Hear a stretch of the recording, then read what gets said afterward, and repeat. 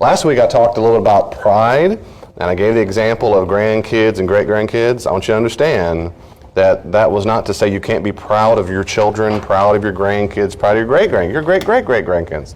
We can all be proud of them. That is to say, I'm pleased with their accomplishments, I'm pleased, I love them, and so forth.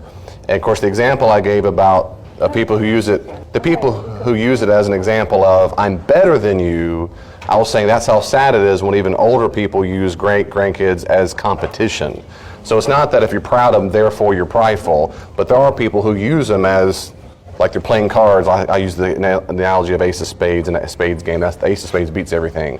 And I said, I've seen that in environments where their pride is so, their self-esteem so low, even their grandkids or great-kids are used as fodder. That was my point. But yes, we can be proud of our children. I want to make sure I'm very clear about that. And that was good. And also, I had a great question last week about what happens if we're having a real sensitive, or we're sad this week, or I'm tired, and boundaries aren't that easy with me. What do I do then? And I'll say it's a good question. One is you acknowledge that. It's good to not live in denial. You say, hey, I'm tired, or I'm something bad happened this week, or I'm disappointed and I feel extra irritable, or I feel grumpy, or I feel emotionally sensitive. Isn't that right, Elaine? So sometimes, that's right. I'm just teasing. We're emotionally sensitive. And so the first step is really to acknowledge it. Even our own children, we ask, are you grumpy? And they will, no, I'm not. No, we always say, it's okay to be. It's okay to be. Grumpy is okay. That you're just in it's an emotional mood. It's okay to be that. And so we tell them, now they'll say, yeah, I am. Okay, well then tell me why you're grumpy. What's sad? So I'm getting to the root of why you're sad. And I'm encouraging you as adults to do the same thing. We just name it. No, I'm not. It's just all your fault. Just name it. Yeah, I'm extra sensitive right now. Or I feel vulnerable, or I feel grumpy. And just acknowledge it within yourself and to God and maybe the person you just snapped at and say, I am that way. So, and then the question, of course, would be is, why am I that way? So get to the root of why you're that is, and then deal with that sadness. Whatever makes you sad, whatever made you grumpy, deal with that. So pay attention to the grumpiness or the sensitivity. Does that make sense? That's the first thing, is acknowledging it. Step two is when you work through the grief, you'll kind of get out of that child state, which we'll talk a little bit about tonight, later on, and get more into your adult state, which is, okay, I don't feel so hypersensitive. But look, that's easier said than done sometimes if it's been a bad thing. I mean, if someone betrays you, or someone just died, or sometimes being sick for a long time, chronic illness can make you very irritable. So I'm not saying everything can just get over quickly, but if it is something more serious, it might take some time to process the grief. And so you just keep processing that. You'll get out of that emotional state. If you acknowledge it and then process it, you'll get back out of that, and boundaries then are easier. So what about in the meantime, David, if I'm really having a hard time snapping out of it? Well, then you need to close your mouth, don't send the email, don't write that letter, calm down a little bit, get away so you don't say things you regret. That's all, just close your mouth. I love how one counselor said to me one time, silence can be strength. Silence is strength. Sometimes closing your mouth is a very powerful thing, even for your own self. So if you're lacking the self-control you wish you had, sometimes you gotta leave the room, sometimes you gotta leave the house or apartment, sometimes you gotta get away from that keyboard, sometimes if you're feeling extra sensitive, just wait. If you still doubt yourself, bounce that off of someone else. I bounce off things, Elaine, once or twice a month probably. I'll say, I'm being hypersensitive with this, can we read this email for me and let me see? I'm thinking this, here's what I'm thinking of responding, is that too much? And I very, very much trust Elaine in her gut on this for sure. She'll go, no, I'd be upset too, or no, I'd let that go. I go, okay. Now I might feel that she's wrong. I might feel, no, I'm indignant, but I trust her because I know I might be extra sensitive to this issue for a whole host of reasons, and so I'll bounce it off of her. So if you have any spouse or friend like that, you can also bounce that off. Sometimes certain subjects we're hypersensitive about, where we might be in a normal, healthy, good mood or right state of mind, but on that subject we're extra sensitive, those particularly you want to not send that email, pause a little bit, make sure you don't demolish your own boundaries and let the person come right inside of you and take hold of you. Because that's what's happened. When we let someone affect us that much, they have control over us, which means we're having bad boundaries. Get those walls back up, and sometimes if we can't get the walls back up, I'm saying you need to leave the space, leave the room, process the emotion and pain, bounce it off with someone. Chelsea might go to William and say, before I snap back, let me pause for a second. Is it that big a deal that blank just did blank?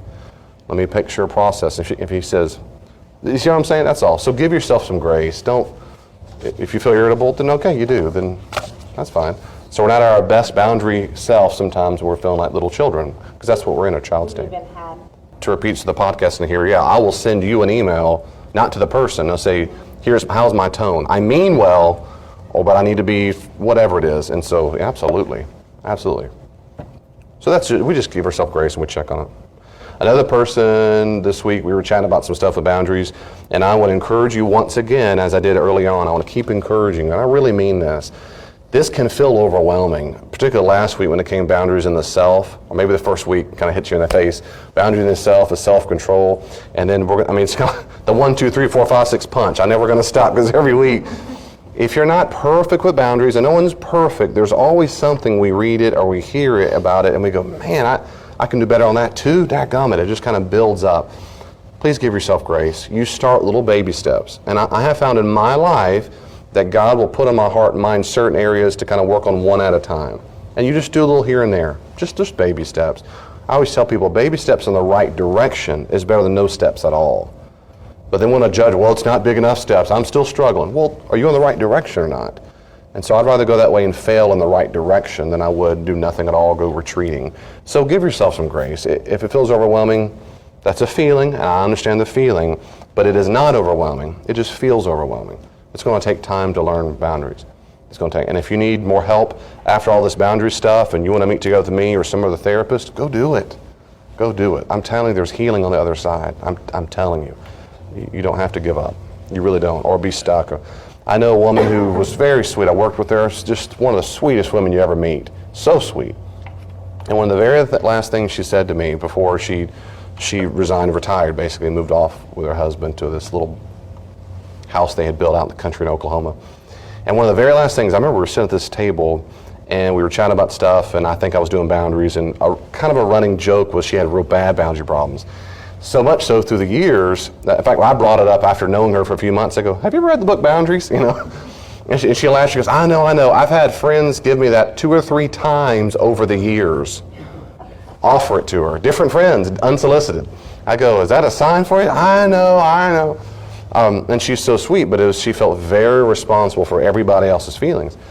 And one of the last things she said to me after I was saying how much she felt so guilty for leaving and so responsible for the people in the church, and there was a lot of drama right before I left, a lot of drama, and she felt like she was abandoning everybody. And I kind of went back to that boundary stuff. I said, remember, you're not responsible for them, and they're adults, and they're upset, and there's a lot of upset people there. They'll process it and whatever, and and she goes, I know that boundary. She goes, she said, I'm just always going to be that woman that has boundary problems. And that really stuck in my mind. And of course I said her name, and I said, you don't have to be. That's always stuck in my mind because she said the truth, which is, in her mind, that's her belief about herself. I'll always be that woman with the boundary problems. And when I'm saying that story to try to encourage you, please don't think that. Please don't believe that. You don't have to be the one who always has the boundary problem. You can if you want to, just like she can. I just think that's very unfortunate and sad to say that's my script in life forever. I'll just have boundary problems. I've come to accept that. I will always feel guilty if I don't do it for think about going forever feeling the guilt and remorse and because you can't fix everyone's problems and being a rescuer. And that's unfortunate. So the first step is making our mind, maybe part of me doesn't want to be that way. Okay, that's a start. That's a start. But that's better than saying, in my view, it's better than saying, no, I will always be the person who struggles with it. Okay, just as an intro, I want to move on to other things. Do you have any questions or comments for me about that? Okay, boundaries with my spouse. You might not be married, and this might not be fully applicable to you on every step, but you'll hear a lot of the boundary stuff we've been talking about along the way. So I think the boundary vocabulary will be helpful to you. And also, if you ever want to get married, and I think you'll still find in general it's helpful, though all of it might not be completely applicable, including when we do healthy boundaries with children. Not everything will be applicable to you, but you'll see how it still can be integrated into what we've been covering. Becoming one flesh, the belief that man and woman become one flesh, is both a physical reference, of course, to intercourse, and a metaphorical reference to the intense degree to which spouses will bond, or rather should say they're supposed to bond. And because of the nature of spousal bonding and confusion concerning what it means to become one, it's exceedingly common to suffer from boundary problems. Does that make sense? So since Even the average pagan thinks marriage means you're supposed to stick in there together and be one kind of group. That lends itself to bad boundary problems because it's hard to determine where he begins and she begins sometimes, because you think you're supposed to. And Christians particularly get, in my opinion, in my experience, get pretty bad about this because we have the theology, we have that Bible verse in the back of our mind of becoming one. So let's talk a good bit about what it means to become one, but do it in a healthy way. Jesus and the early church never suggested humans had to be married in order to be a whole person or Jesus' disciple. I'll make that very clear. In Matthew 19, 1-12, we have one of the quintessential parts of Jesus' view of marriage, where he quotes from Genesis 2 and says that marriage is between a man and a woman, and then he says, or they are a eunuch. And a eunuch, we don't use the word eunuch much these days, we would say the word celibate. You're either married man and woman, or you were celibate. Of course, celibate means they do not have sexual relations at all of any kind with any other being, beast or animal.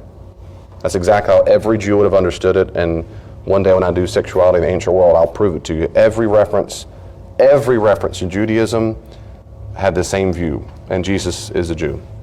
But he never said you had to be married. You can be married or celibate. He never once implies nor says or states that married people are more special, they're more valuable, or that single persons are less valuable, or they're more valuable. He comes across, quite frankly, quite neutral about the whole thing. They are, some are married, some are not. He makes no value judgment upon that. The church, in my opinion, in my experience, has done a very poor job at this, where they tend to treat single people as less than, and you kind of have a singles ministry where it's a meat market where we got to hurry up because God wants you to get dated, married, hurry up, because you can really do what you really are supposed to do, which is be married. And that's just not a biblical, and I'll be happy for you to prove me wrong. I've never seen anywhere in the Bible, Old or New Testament, where that's the biblical principle.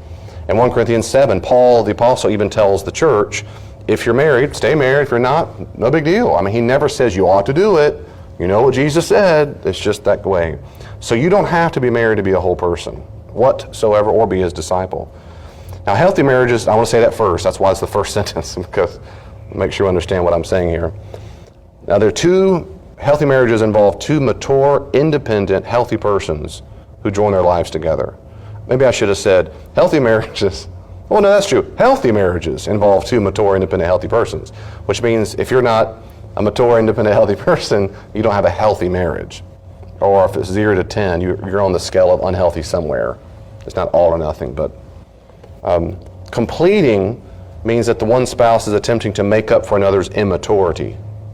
You're immature and I've got to make up for it, or immature and I've got to make up for it.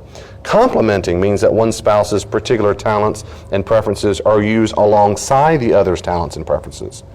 We want to complement, not complete. This whole Hollywood, Jerry Maguire, you complete me, nonsense is nonsense. And everybody who says otherwise is wrong. It is not 50-50, it's not 70-30. God intended to be 100 and 100 together becomes 100. And what happens in almost every marriage I've ever seen, because I've counseled many of them, I do a lot of premarital counseling, is they're not 100-100. They're 80 and 40, 50. And they kind of like, I tend to picture it as buckets or big cups filled with liquid, and another one are not full because they're not fully healthy individuals. And one pours a little liquid on the other one, the other one pours a little liquid on the other one, and they go, see, we just completed each other. It's so perfect. And what happens over time, if that's really extreme, and it's so precious and cute early on, she just keeps me down to earth. I'm so high strung, and she just, let me reverse it, because this is how usually it is. He keeps me down to earth. He keeps me low key, and he's so relaxed. I just love it. He's so spontaneous. I tell you what, he helps me calm down because I'm a nervous wreck. I'm always going. And he says, she just keeps me on my toes. I love it because I'm so laid back that she just reminds me, I don't know what I'd do without her. I probably miss every single meeting. And that is precious for a month or two. That turns very rapidly into she's an old daggum nag who won't get off my back, and all I want to do is be left alone. And she says all he is a lazy, no son of a what. And I'm telling you, I've seen it. No matter how old they are, I've seen young couples fit that mold. I've seen old couples fit that mold. And I always ask them, was it always this way? No, when we were dated. He was so, dadgummit, yes it was. He was always that way. And that's because you're in the stage of infatuation. And when we're in infatuation, and it's a different issue, when I do my marriage counseling, you need to come to it, and I'll tell you all about it. because I do that in the fall, hopefully. Well, we overlook these things because we are having an infatuation phase, which is good. That helps us bond. But then once infatuation, literally the physiology, the brain chemicals go away, then reality sinks in. That's why a lot of people get divorced really soon on, because the infatuation, it crashes. And the reality is, oh my goodness, he didn't pay the bills. He's a child. I've been his parent all this time, and that was adorable before, and now I can't stand it. Now I see his junk all over the ground. I used to not, well, he's just so laid back, his socks, and now I can't stand it. Now what happened? What happened to me? Well, why is that? And I just see that. And that's because they were trying to complete each other, not complement each other. The best analogy I've ever, I think, come up with is, there's a movie called Stuck on You. And Bob and Walt Tenner are brothers, and it's Matt Damon and Greg Kinnear. And in the movie, they're conjoined twins. They're conjoined right on the side of their body. And it's a comedy. It's really funny. Some bad language and sexual stuff, but overall, I thought it was a well-done movie and funny and lighthearted. They don't make fun of conjoined twins. They make fun of people who make fun of them because they look like the jerk the whole time. But they're conjoined on the side, and one wants to be they're at a burger joint, and one wants to be an actor. So he lives his dream, goes to California, and he's an actor. Well, Matt Damon's character doesn't want to be one. He hyperventilates, and he's over there blowing in his air bag. The other guy's over there all confident, and he wears black, so the camera knocks him out, or a blue screen, so he's not there. And so this goes on and on and on. Well, eventually, of course, Walt Tenner's, he wants to set him free and say, you need to be an actor on your own. You're really getting big time. This is good. And so he has an operation. He says, I insist we got to have an operation. So they have an operation to get separated. When he does that, he flies back home to Nantucket, to the burger, where his brother stays in California and acts. Well, now they go, of course, in depression, and they both terribly miss it. For the first time in their entire lives, they've been apart. Well, at the very end of the movie, you still need to watch it, but it's so old I'm telling you the plot of the movie. But at the very, very end of the movie, they come back together, and they're friends again, they're brothers and so forth, and they kind of get reunited. And so the guy still acts, but he acts back at home and whatever. Well, at the very end of the movie, there's a scene where they're coming up to the local theater where the actor guy is going to put on a one-act play. And they're walking up with the two girls, their wives or girlfriends, whatever they are, and they're stuck together for a second. So they've been separated, so there's a second where you go, like, what in the world's going on? And they walk up, and they each have an arm out there, and got a girl, and they walk up, and he just, and what happened, they had Velcroed the shirts together, like it used to be. So as they walk it separates, and they go, have a good show, break a leg, you too, all right, see you later, and they wave and goodbye. And I remember when I saw that, I was struck by the analogy of a healthy marriage. That is precisely what God intends for a healthy marriage. There are two independent people who absolutely can make it on their own, having a fruitful, faithful, disciple, Jesus-loving life if they had never met the other person. But in marriage, you want to get Velcro to the other person. But you don't become the other person. And many couples, in my humble experience, they're not Velcro, they're conjoined. They have a real hard time understanding who begins where and who ends where. And they've got the other person's liver and the other person's stomach, and they're sharing blood, and by analogy, they don't know where each other's emotional states begin or physical states begin, because they feel like they're one body together, and that's not healthy. Healthy people are independent who can make it on their own. They get Velcroed.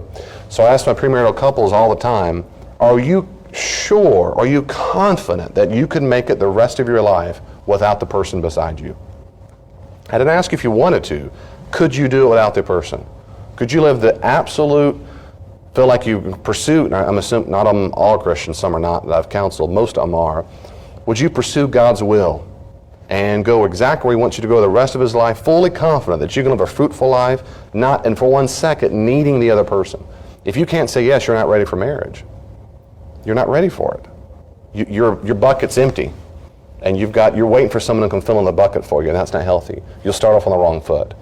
And so some premarital counseling goes over pretty quickly, some takes a lot longer, because then I start working one-on-one with them. And I don't get them all fully ready to go, but we wrestle with a lot of things to get their bucket as full as possible. My goal in there is to get them to an 8 or 9 or 10 on the full-up bucket list. That's more healthier than a 4 and 3 and 4, and some are real low. Does that make sense what I'm saying to you? So that's the idea of a healthy marriage. So at this point, I'm asking you to think about your own marriage, or people, if you've ever been married, if you're thinking about other marriages. Here's some abilities that cannot be completed by a spouse. That can't be, again, completed by a spouse. Connecting emotionally. You can't make up someone else's emotional vulnerability. This is typically, not always, okay, for the sake of time tonight, I got to give you in my experience, which is the normal. It doesn't mean everybody. So please understand, it's deliberately going to be generalizations that don't fit everybody. Please don't, well, you can be offended if you want to. I just hope you're not. Typically, the man is removed emotionally. And so the woman makes up for that. We're being extra emotional and extra. And so she'll tend to flare up and be extra happy, extra sad, or extra, not technically crazy, mad, extra whatever, to get a response, to elicit a response out of the man, because he seems so stoic. She's trying to connect emotionally, and she's trying to make up for his lack of ability to talk about emotion, show emotion, to have open communication. That's a very common one. But you can't complete by being vulnerable and sharing feelings. You can't make that happen. You can't make your spouse say no for them, him or her. Well, if I don't tell my husband, if I don't really ride him, he's going to say yes to every single golf tournament.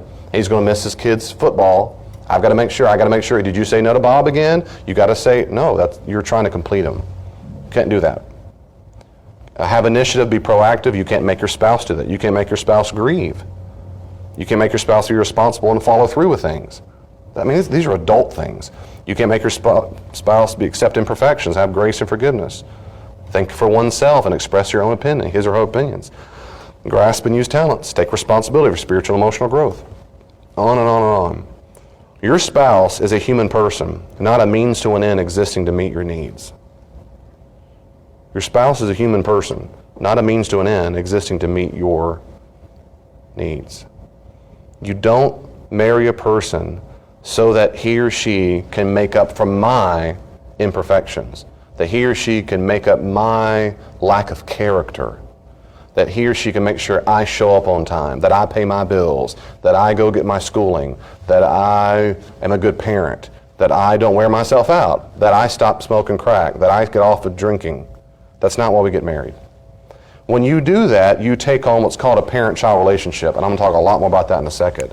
So what most couples counseling I've done in my entire life, and I would dare say at least 8 out of 10 couples who have come to see me in 15, 16 years, they have not an adult-to-adult relationship, A to A. They have a parent-to-child relationship. The parent's up here, and the bottom is the C. Now, if you'll stick with me in a few weeks, I'm going to cover this a lot. This is called transactional analysis. But most unhealthy couples have a parent-to-child relationship, not adult-to-adult. And it all started when they first met. And that's that completing part. See, my children are too incompetent to think of the future much because they're children. So I complete for their inadequacies. I complete their character flaws as a parent. We have to, particularly when they're really young, we have to get their food, their drink, then we have to wake them up for school, make sure they have this school. We have to complete for their character flaws.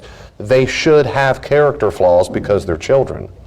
What's supposed to happen, in God willing, is that they grow up mature and get out of this consistent child state into an adult state where they become responsible for their own schooling, responsibilities, how they talk, how they treat people, how they dress, their own dreams, their own relationship with God.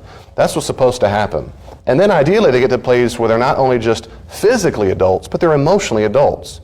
And they stay there most of the time. That's what healthy people stay here most of the time and then go to these other areas when they need to, when that's appropriate. I'll talk about that in a few weeks. But what happens in most unhealthy relationships, most people don't get to this stage. So people who naturally lean toward being a parent all the time get really attracted to children.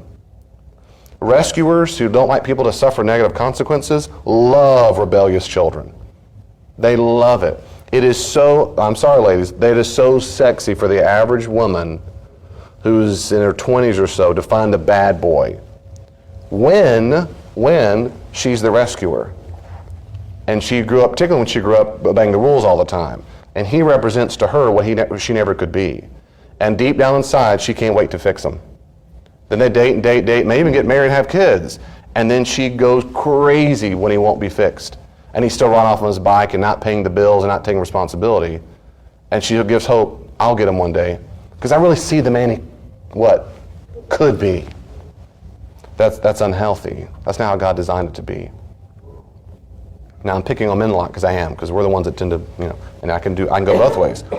And so a lot of times a guy who's a child state who has a very unprocessed view of his mom falls in love with another mom-like figure who'll take care of him the rest of his life. He wants to be mothered, but can't stand to be nagged. And she can't understand why he's so mad at her sometimes and not otherwise. I know relationships right now, that is exactly the paradigm of their relationship. So what happens is one person goes to relationship to marry the other in order to meet their own needs, their own deficiencies. And I'm saying is, in an ideal state, say 0 to 10 again, of 10 being perfectly healthy, we need to stay up to around 8, 9, and 10 so that we're not trying to find someone around me to complete my imperfections. Well, David, real quickly, what do I do right now if I'm that person? What if I'm not at 8, 9, 10, I'm at a 4? Well, get to work. Because it's your job to get that bucket full. It's your job to go to counseling, read the books, watch the YouTube videos. You start working on yourself, and you become very healthy. You can do it. I've seen it. I've seen marriages overwhelmingly go from dysfunctional to very high function, functional, healthy. I've seen it. I've seen it. So there's hope. My goodness, there's hope. Don't for one second think you can't get better. Let me pause there for a second before I move on to everything else. What questions or comments do you have for me? Are you still married right now? Good, good, good. I like how she sat between you two so you couldn't hit him a lot. That was good. I thought I saw you throw a pin at him for a second. I'm just teasing. Serendipity. Serendipity, that's right. Yeah, ding, ding, ding. Okay, we'll move on. You need to sit up and stretch, stand up, you're fine. Okay, here's some things we've covered a little bit, but these are reminders again. Feelings, as adults, back to this little chart here, as adults, it is our duty to take responsibility for how we feel, to communicate, feel, and integrate our own feelings. We are not taking responsibility for our feelings when we expect our spouse to read our minds or read our body language. Expect our spouse to meet our emotional needs. That is overwhelmingly important to say. It's one of the number one communication problems, I'm going to talk about more in a second, that I see in marriage counseling all the time. Well, he knew I was upset. How did he know that? Well, he knows exactly what I look like when I'm upset. To which he goes, he makes his face, to which she doesn't like what I hear next, which is, that's not his fault at all. It is completely your fault for not expressing your feelings. Well, he knows me well enough, and I bet he does. It's still not his fault. You should have expressed it. It's not his fault. And so we're not taking responsibility for our own feelings. Well, he just doesn't get me. Have you tried? Sure, I've tried. What have you done to try to express yourself? Well, you know. No, I don't. Well, he knows when I'm mad. I don't talk. We won't have sex for weeks. I roll over in bed. So I missed the part where you sat down and expressed your feelings toward him. What? He would never listen. So did you try that? Well, no, because he would never listen. That means you didn't try. The point is you're not taking responsibility. It's our job to sit the person down and do our best to open up. And when they're not good at that, or they're afraid the spouse will respond in kind, that's when they talk to a person like me and say, I need tips. How do I role play? And I'd be happy to role play with you tonight, anytime in private. There's really good books on that too to help you role play on how to do that. But it's our responsibility to take responsibility for how we communicate, feel, integrate our feelings. And two, it's crucial not to feel or take responsibility for or seek to control your spouse's feelings. That's really, really tough. If you're not good at boundaries, if you're a people pleaser, what I just said is like saying gobbledygook to you, because you feel so responsible for someone else's feelings that deep down, you need to understand this. This is, I know, again, a lot of stuff might hurt your feelings. I'm not trying to hurt your feelings. You need to understand, if you have a hard time letting someone else feel something negative, like disappointment, sadness, despair, hatred, rage, if you go to rescue them, what you're saying to yourself, I guarantee what you're saying is, I'm trying to help them. I'm trying to be a blessing. That's not why you're doing it. You're doing it because you feel anxious that they feel upset. And you want them to feel better so your anxiety calms down. Now, well, David, doesn't mean I also don't care for them? Sure, yeah. But that's not the only reason you're doing it. You're doing it because part of you is so anxious on the inside that they're anxious and they're upset. You're trying to calm your feelings down. So what you're doing is you're using that person to help you feel better. Well, how does that make you feel? So it's not purely altruistic when we do that. It's really not. One of the reasons why someone grieves, someone died, and they're going through terrible grief, and they say just the stupidest things. Yeah, I bet they're just an angel. They didn't turn to it. What? I'd go plant a flower. And because they don't like the person from them being upset. So they're trying to fix it. I want them to cheer up because I feel very anxious on the inside that you're crying in front of me. And I meet people all the time and go, I can't say this. All the time. And praise God, they come tell me or someone. They'll say, Pastor, you're the first one I've ever said this to. Because most people can't handle this. And I always say, you're right. Most people can't handle this because they're not mature enough to handle those emotions. It makes them so anxious, they shut down, or they freak out, or they start trying to parent you and tell you what to do next and how to fix it. This is why this is why most men do that in marriages. Most husbands try to fix the woman's problem, not because they're trying to just be helpful. They don't like the fact that she's upset. It makes him upset that she's upset, and so I want to make sure I don't feel upset that she's upset, so I got her to be quiet by fixing the problem real quickly. And that's why they're horrible usually at validating feelings. I'm so sorry it was a bad day. Versus, what you need to do is go talk to that boss and blah, blah, blah, blah, blah. But they get them nervous when they see the wife really upset or their loved one really upset, and so they want to fix it right away. So again, I'm not saying it's not because we don't care for our people. We do. We do care for them. We love them. But I'm saying it's not chiefly for that reason. We've got other ulterior motives. So again, it's crucial not to take responsibility for someone how they feel. Here's some ways we try to control what they feel. Here's what happens in relationships. We rescue them from negative feelings. It's okay, don't cry. It's okay. That's one of the worst things you can say to a person when they're upset. It's one of the worst. And people do it because in our society, we're so concerned. Let me say it this way, most people don't have the tools necessary to help someone process grief. And so, for example, just about 30 minutes ago, right before we came here, he talked earlier, it was earlier today. Hayden was talking to a friend at school, but he did talk to the same friend about 30 minutes ago. He was talking to a friend at school, and he was chatting about something. He goes, hey, and the friend says, I got a puppy. He goes, great, why is that? Well, my dog of long, many, many years died. And my son said, I'm sorry. And the boy goes, it's okay. Now let me ask you, really, do you really think he thought it was no big deal that our long-time dog for years and years and years died? Probably not. Probably wasn't, like the weather just changed. But he said that, of course, because we're taught in American society, we don't want someone else to be upset for us. So we go, it's okay, no big deal. Don't worry about it. That's because instead of us, we feel responsible for someone else's sadness. So if I go tell Linda, it was a bad day because blank, or Linda comes up and says, I heard so-and-so happen. Heard that your truck got broken into and they destroyed it and it blew up. And I go, yeah, it's fine. Well, because I don't want Linda to feel upset that I'm upset, so I just had this mask.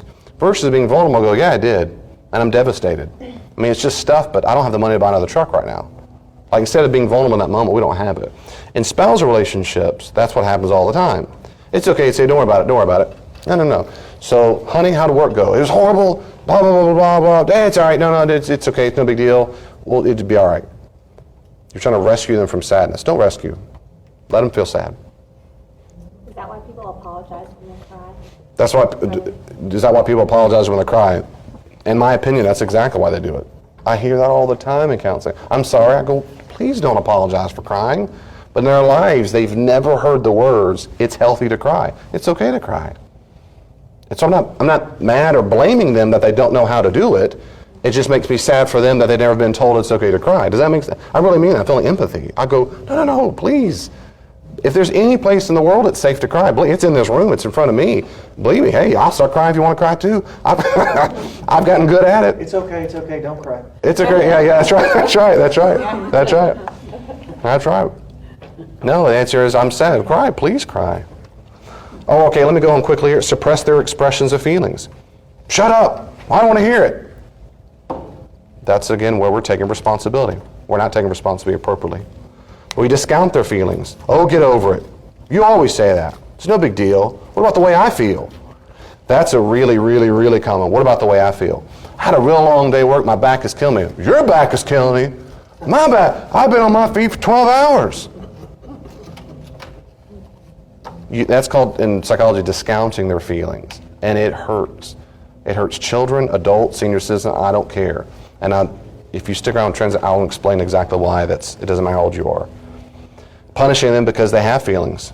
You deny quality time with your spouse, making fun of them, calling them names. These are ways to control how people feel. You try to control how they feel by either getting them to shut up, suppress their feelings, discount their feelings, punish them for having feelings. Those are all attempts to control the other person from having the feelings you don't want him or her to have. And that's unhealthy. We don't want to control or even seek to control what they feel. And what's hard about that is when you have a lower self-esteem, when your spouse especially is mad at you or sad at you, frustrated at you, that's the worst kind. Then we really want to control those feelings. Because if we know that, and especially if we know we deserve it or if we don't, then we're really, well, you're just sensitive. Well, your mom's ugly. You're just like, and then the people when they're really immature, they escalate bigger and bigger and bigger and bigger, and they bring out the big guns, they bring out the past. Well, just like 23 years ago. Okay, desires. As adults, it's our duty to admit, own, and communicate our desires, knowing full well that our spouse does not exist to fulfill our desires. Marriage is about negotiating the desires of each person in ways that are best for the couple. Like with feelings, unhealthy people can suppress, discount, and punish a spouse's desires. Most couples, in my experience and the research I've done, most arguments are arguments over this right here. They're not communicating desires well, or they're punishing for their desires. They don't negotiate well. And then a subset of that is when individuals confuse desires with a need. I need that purse. I need that trip. I need that job, or I'm not really a man. And because they're unhealthy, they really do think it's a need and it's not. And so many times the silliest little things of, well, she always picks the dinner. Can you pick it next time? Well, I guess. Okay. Was it worth the argument? I mean, a lot of times the desires. But the fact is, it's our job. It's my job to tell Elaine exactly what my desires are, to own it and communicate it. It doesn't mean it's her job to fulfill all the desires, but it's my job, if it's a desire I want to have, like it says in the top sentence, knowing full well that our spouse does not exist to fulfill our desires. I desire my wife make me dinner every single night. That'd be pretty cool. But she doesn't have to. And I could say it. I've never said that. I guess I just said it. That'd be cool for me to do the rest of my life. But you do most of the time. Now you do. Yeah, before when I didn't have a job, yeah. So we go back and forth.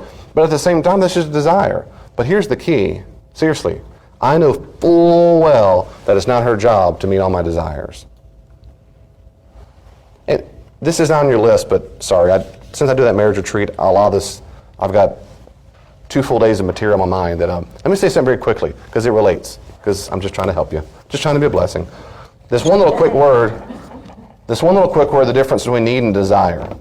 Or, let me do it this way, need versus a treat. I like the word treat.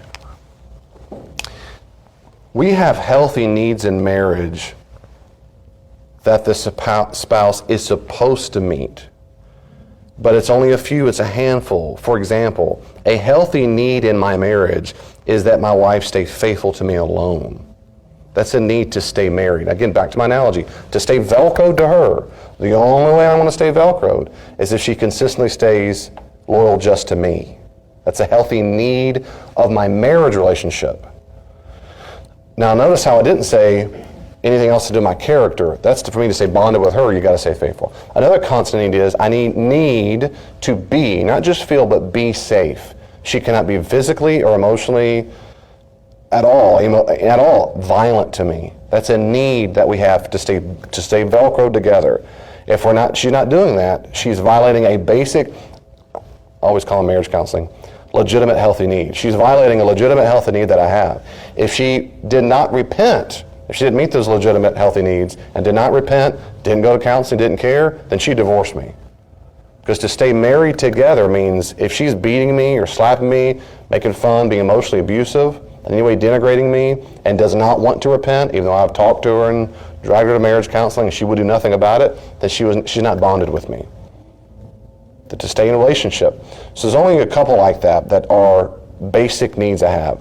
There's a bunch of other things that are treats. That's the part where you might want to say, I really want that to be married to that person. Some people say, I love the person who's adventurous and loves to go camping. Well, my desire, my treat is, I would love to find that person who goes camping with me. Now, in my experience, and on TV and talking with people, most people have a long list of the person they want, and about 99% of it is based on treats and desires. I mean, if we're being honest, I want to be tall, dark, and handsome. Is that a real need of yours to be married to a person? Or is it just a desire of yours? Desires aren't bad. All I'm saying is, when those become non-negotiable needs, and you got a long list of them, that's one of the reasons people get divorced all the time. As soon as you get ugly, boop, I'm out of here. Why? Because that was one of my needs. You got to be stark and handsome. Well, that's going to work. How's that going to work out well? I've met with guys who, why'd you marry her? Well, she's a blank, blank, blank, blank, but boy, she's hot. I was going, do you think she'll be hot when she's 70, 80, 90? If she lasts out, do you think? Well, probably not, but by then you never know. I mean, this sense of it's just a temporary Band-Aid kind of thing. Okay, my point is, let me go one last thing. But David, does that mean, can I have desires and treats met by my wife? Yes. Let me give you a quick analogy, I'll move on. Every once in a while, Elaine, she did it the other day, and because she's so sweet. Every once in a while, she'll make, cookies or something, or dinner, whatever it is. And she'll come up, she does this, Lisa, sometimes, because she's so sweet. She'll get the cookie or the fork or whatever, and I'm sitting there at the table, or whatever, I'm sitting somewhere else, I'm not, whatever. She'll come up and she'll put it on my mouth. I bite it, eat. Well, that's a treat, because she put it to my, like I'm an invalid or something. I go, aw. And especially if she's eating something sweet, because she assuages her guilt that she's eating a big old brownie, so she'll get a little piece and give it to me at the same time. And she'll do a bite for her, eat her big face, and then she'll do my big face. There we go, a big old brownie. Well, then I'll eat it. Now, when she's doing it right then, it's merely a treat. Now, if they say, David, you desire that she have a brownie in your mouth. Sure, that's a desire, it's a treat. Here's the problem. Here's a problem in marriages all the time. When a person confuses needs with treats and desires, they resent the person for not meeting what should have been just a treat or desire, and you treat it like a need. So let me go back to my analogy. If I resented Elaine for not feeding me to my mouth, and many couples have those kind of silly things, but to them it's not silly. They resent them for it. That's one of the signs you know you've confused it. So that means Elaine could feed me with my mouth cookies, brownies, food, chicken, carrots, let's say for 23 years and goes, okay, I'm done. The second she stops, if I go, how dare you? Like, who do you think you are? You see, I start resenting that resentment thing, then I'm unhealthy. That's bizarre. Because it's my responsibility to eat food and make sure I have food in my belly. I've got to go get it. It's not a responsibility to feed me. I've got to do it because I'm an adult. It was just a treat. I love the treat. That's one of the things I love about Elaine. And I do treats for her, things like that. Do you see the distinction? That's icing. That's the fun part of marriage where there's a sense of humor and whatever. But the second I don't make Elaine laugh because of a bad day, she can't resent me for that.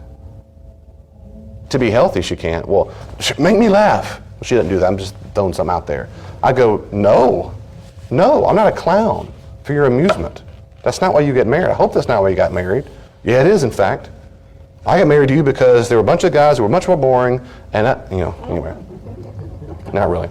So there's a big difference, and I encourage you in marriages to get those straight, to figure out what it is, and talk about it. Talk about with your spouse what your desires are, needs. And if the spouse says, sure, I'll do that, but they don't, and you go, ugh. Again, you're being immature. You're having bad boundaries inside. Ugh, why can't you just do this for me? Well, is that a legitimate, healthy need? Well, no, but you know how much I like it. It's not my job. I'm not your clown. I'm not your chauffeur. I'm not your therapist. And that could really go for. Yeah. That's a great point. That's a great point. Okay, it's right. So let's leave out the brownie analogy and say, what about the normal one sometimes where there's a stay-at-home mom, which is not universal, just it's a common one. So they'll come home, well, where's my food, woman? Like, I work all day, I slave all day. We had a deal. You're going to take care of this, and I'm going to take. You can be frustrated because the deal wasn't honored in that night, sure. But it's still very immature for the husband to be irate because food's not ready. How am I going to eat? Well, get off your rear end and go make a sandwich. I mean, that one is go be a man. That's what you do. That's the answer is go be a man. I'm not your chef. It was a treat for me to make the meals. And furthermore, and I've said this to people, furthermore, If the only reason why you do that is to make sure I do something in return for you, then don't ever do that again. Ever. I don't ever receive gifts with strings on them. Ever. I don't do it. In fact, if I'm suspicious, I'll ask the person before I even take the gift, why are you doing this? If I'm suspicious. Because I need to understand. One time this couple, real sweet, they wanted to buy me suits for church. I was their pastor, which was so sweet. I don't wear them here, but I've got a closet full of three-piece. I love wearing suits. Love the way they look. But I don't wear them here because a lot of times when people come to church and they don't have much money, they're put off that, oh, I don't have much money. I've had people say, how much does it cost to go to church? Or do I have to wear fancy clothes? Things like that. And that's much more important to me than whether I wear a daggum suit on. So anyway, they tipped me they want to take the store. Well, they're a little more old school and like their pastors having the suits, which is fine. That's their prerogative. But I'm not that kind of way. I'd wear suits on and off. So I asked the question. Thank you. I said, thank you so much. That's amazing. Thank you so much. But I need to ask you, why? We just want to give it for, I just thought it'd be a sweet gift. I was great. I said, great. Okay, just to be clear, do you expect me to wear these suits each Sunday? And both were like, no, not at all. And I said, okay, because that's so generous and kind of you. I just need to be clear one more time. I want to receive this, but if you're doing it with the expectation that I'm going to wear these, then I don't want to receive your gift. No, they went on. And anyway, so that was all. So all I'm saying, that's one example where I just right off the bat asked the question if there were strings attached, and there weren't. They never, I got the suits. There's a big special, Joseph A. Banks, and I wore them lovely, and they just, oh, that's great. They never once said one word. They did a good job.